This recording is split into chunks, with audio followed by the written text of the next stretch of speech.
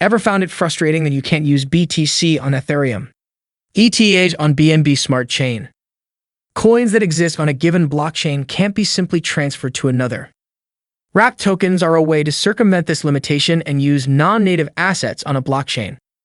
So today we will see about wrapped token in detail. But before that, welcome back to your own channel Down to Crypto, where you will get all the crypto knowledge required. So without any further delay, let's get started. What is a wrapped token? A wrapped token is a tokenized version of another cryptocurrency. It's pegged to the value of the asset it represents and typically can be redeemed for it, unwrapped, at any point. It usually represents an asset that doesn't natively live on the blockchain that it's issued on. You could think of a wrapped token as being similar to a stablecoin in that it derives its value from another asset.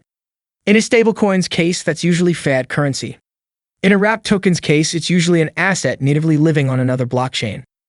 As blockchains are distinct systems, there isn't a good way to move information between them. Wrapped tokens increase interoperability between different blockchains. The underlying tokens can, in essence, go cross-chain.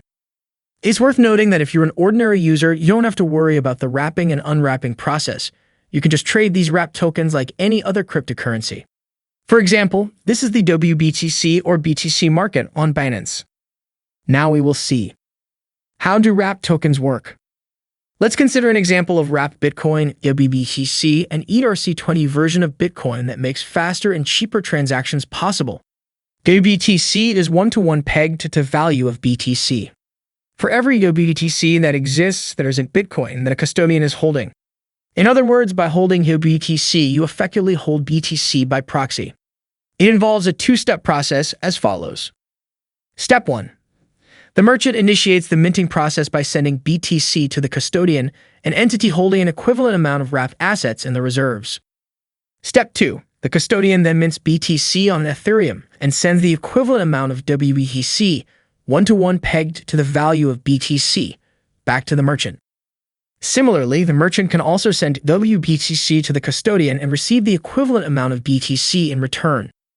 By now, you must have understood that wrapped tokens on Ethereum are supposed to comply with ERC20, a technical standard for issuing tokens on Ethereum. Another interesting example is wrapped Ether, WETH. Since ETH was developed before the ERC20 standard, it isn't compliant with it. Many dApps require you to convert or swap Ether with an ERC20 token.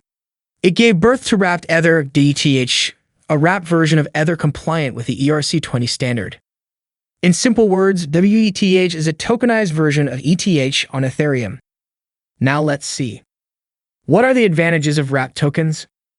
A significant amount of the decentralized finance DeFi ecosystem runs on the Ethereum blockchain. Therefore, it can be rather frustrating for Bitcoin users as they do not have access to these DeFi applications. By wrapping their Bitcoins into WBT, users can easily tap this ecosystem and its applications. Also, since the liquidity of BTC is far greater than other blockchains, wrapping BTC converts this liquidity to Ethereum. And finally, by harnessing the Ethereum blockchain for transacting in Bitcoins, users also incur lower gas fees while significantly reducing transaction times. This is because the second-gen blockchain is over twice as fast as the first-gen Bitcoin blockchain. However, while Bitcoin wrapping was done to allow access to other blockchains, wrapped Ether, ETH, was created to trade on the Ethereum blockchain itself. This is because WETH provides an ERC20 compliant crypto token. While the WETH is allowed to access DeFi protocols, the native ETH isn't. Therefore, this conversion itself unlocks multiple possibilities for transacting.